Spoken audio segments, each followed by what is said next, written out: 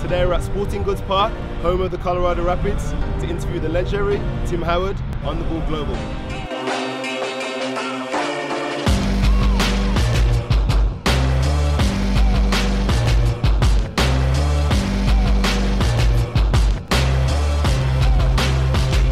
Thanks for coming. See you, mate. Absolutely, man. Good to see you. Spending a lot of time, you know. Good to see you. Firstly, I want to talk about how did you get into playing football or soccer? Yeah. Well, I was 6 years old. My mom said, pick a sport because I got to get out of the house. And I said, well, I don't know. She said, yeah. She said, baseball or soccer. I said, yeah, both, whatever. So just jumped into it, man, at 6. Played like my local youth recreation team. And I loved it. I loved it from the first day I played. I've always said, like, practices got rained out, I was crying. I just loved being out and slide in. I was meant to be a goalie because every time the ball would come, I'd slide and I'd score a goal, and my coach said, no more sliding. And so I think I was destined to be a goalie. Because you started as a midfielder, right? Yeah, all the time. Anytime there was a ball there to be slid at, I slid. So it was on the cards. So you was playing midfield, and then also heard you wasn't that bad at playing basketball as well, right? Yeah, basketball was my first love. It was just something, growing up where I'm from, New Jersey.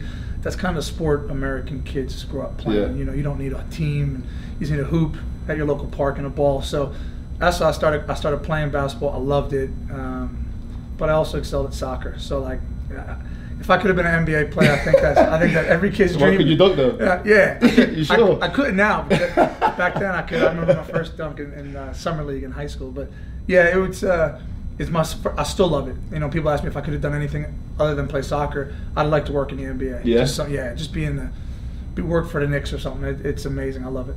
So when you was playing midfield, and obviously you was playing basketball as well, do you find yourself doing extra training on your own, or was it just like when you went to the Sunday team doing the training there? Well, I think the way there wasn't much opportunity. No, I think the way we grew up is like, there was no personal training. It was like your local, like you go to summer camp with your friends. Exactly. And you bring your packed lunch, and that was like the only extra training. So for me, there was no weight training, there was no speed and agility. It was like my team had practice twice a week, and that was it. Yeah. Every now and again, my mom would go in the back garden with me, and we'd kick around, but that was nothing. Did you used to watch a lot of soccer at that time, or was it kind of really being played on the TV? In America, it really wasn't. My youth years were like in the late '80s, early '90s. Playing soccer, and we had no soccer on TV, which is kind of mind blowing if you think about where it is now. I know. So my idols growing up weren't soccer players. Wow. So you was at New Jersey Imperials. Mm-hmm. That was your first club team. Yeah. You made your debut when you were still at high school. Yeah. How did that feel? It was great. It was funny. I signed a contract. I was my senior year in high school, and I signed a contract with. When you sign professionally in America, you forego your college eligibility. Yeah. So I decided, right, I'm going to be a professional, and I'm going to do that. And I knew that if I played one season in the USL, that I could get picked up by an MLS team, my local team. Was that a hard decision to make? Yeah, because college is such a big thing. And all my friends were going to college, and so even though I thought it was like the right route, like everyone else is like, well, we're going to college, and you think you're kind of missing out, right? Yeah. But it was funny. So yeah, we would. Assigned for, I think it was like $250 a month. I don't even know what it was, but to me that was a lot of money, right? Like my parents had just bought me a car. It was a rickety car, but it got me from A to B, and it was like I could put gas in it. I can go take my friends to dinner. Good, Mom, that's a lot of money, And funny enough, as I started in preseason before I got paid, in New Jersey we have these toll roads, and you got to put the change in toll, and I would just throw pennies in and go. If the light was red, and I'd go. I didn't have any money, but so $250 was a lot of money back then. Yeah, of course. Yeah. So then when you made your debut, how long was you there before you went to the Metro Stars? So I played one full season in the USL. Yeah. Excuse me, it was the USISL back then. And the next season I was drafted in some basically youth draft, dispersal draft, and I played for the Metro Stars. Yeah. I got drafted. And that was kind of like a MLS league. No, it was the kind of classes that MLS. It was the MLS. Yeah, it was the original MLS, and I think there might have been 12 teams. And the Metro Stars, who are now the New York Red Bulls, were one of the founding teams in the league. And so I was I was brought up as a developmental player, and kind of kept players close to home. Yep. So I was a New Jersey kid, so it kept me in New Jersey and helped develop me. And then during that period, you was also playing for the under-17s national team. Mm-hmm. How would you describe the difference between obviously the Metro Stars to like the national team? Or was it similar? It was good. It was fun for me because there was like one or two other players at that time who were also playing in the league. Yeah. But most of the kids were in college. Yeah. And so, it was kind of fun to be like, hey, yeah, we're pros. Yeah, so you're coming in, But then they would tell us their college stories, and then it was like, oh, man. I was just in like college. Yeah. But, you felt cool that you were being a pro and that you knew all your friends in Yeah. college or university were going to be turning pro soon. So you kind of had the upper hand. When you get to that stage, you find the training was more intense? Yeah, I always say at that time, when you have the talent to go professional, that means obviously you have potential. And it's always the speed of the game that you have to catch up to, which has been the same throughout my career. And so, when I got there, it was a bit demoralizing at first because like balls flying past me. I'm thinking I'm in the right position, but it takes time for a young player to catch up to the speed. Of course, yeah, it's a learning process. In any position. And so, for me, that was the hard part is feeling like I had the raw ability and I could make some pretty good saves, but that consistency of reading the game and learning how quickly it happens. Because when I was playing, I'd always give stick to the goalkeepers, see him juggling balls and all that. I'd be like, you guys don't do nothing. But then in hindsight, you always go out before us. You always stay out after shooting practice with the strikers and all that. So I've always secretly admired like goalkeepers underneath, but never say it in public. No, it's good. Listen, it's an unforgiving position, and there's a balance, right? Like, and I always say to outfield players, like, you don't want to do what I do, but I certainly don't want to do what you do. I can't run 12K a game, But when the ball's coming at your face, exactly. I get paid to put my, block it. So it's a give and take. So from there, you went to obviously Manchester United. Yeah. And talk to me, because obviously there must have been a huge difference from being where you was to then going to a team which was on top of the world, which is still one of the greatest teams in the world, if not the best as a brand. You know what I mean? Yeah. So how did that transition take, and what was kind of like your learning process to kind of adapt as quickly as you could? Again, speed of the game.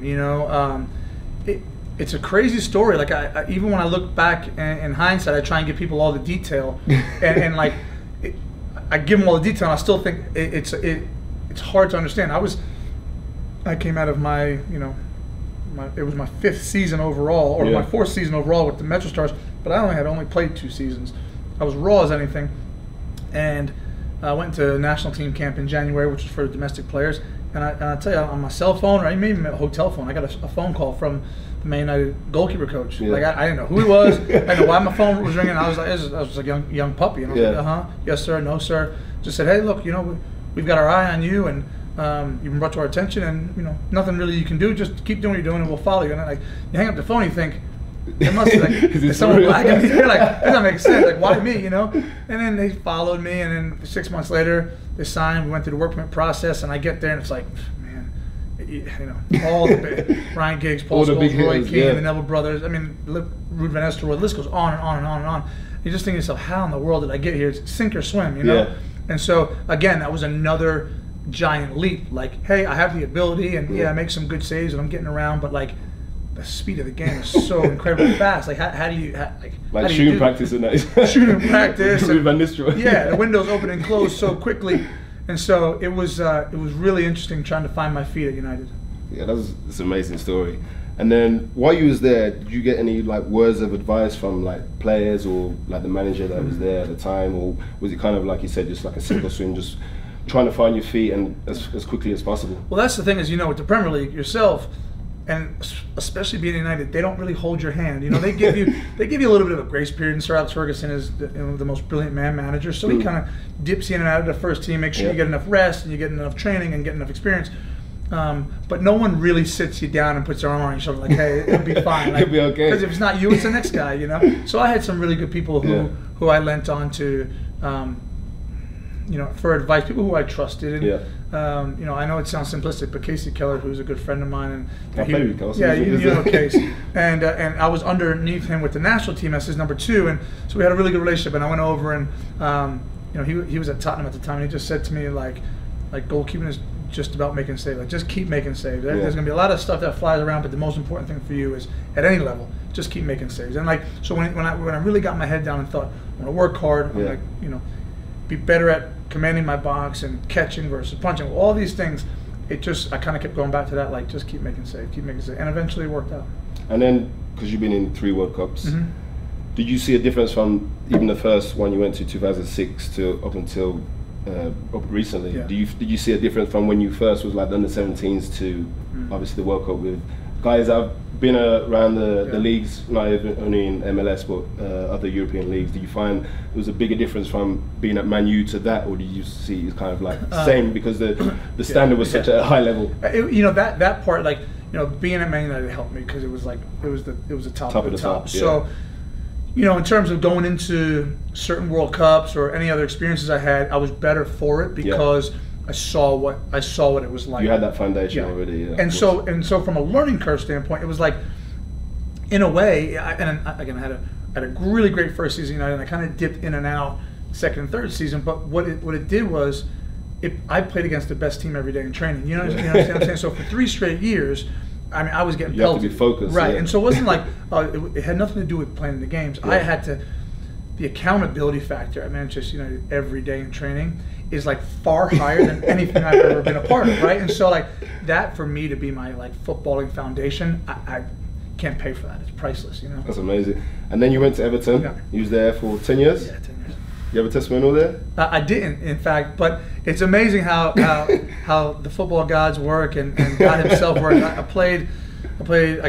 think we had a clean sheet or something the last game at Everton, and they had this really nice, incredible send-off for me. Yeah. And honestly, it was better than, and it was a full house and guard of honor. Honestly, it could not have been a better moment. Yeah, because while you was there, you was the legend. Well, everyone was like Tim Howard, like. That's my club. That'll forever and always be the club that is nearest and dearest to my heart. How was your time there over those 10 years? You have ups and downs, or was it kind of like a? Not really. That's I feel blessed. I had so many ups there. Our dear friend Joel Lescott, I played with him for so many years, and we played in a defense where like season after season, we eventually broke the single season clean sheet record as a group. Myself and Phil Jagielka, Leighton Baines, Joel Lescott, Tony Hibbert. But for season after season, we were in touching distance. I think we had 17 clean sheets, 17. Then we finally got 18. So, like, this consistency that we had was incredible.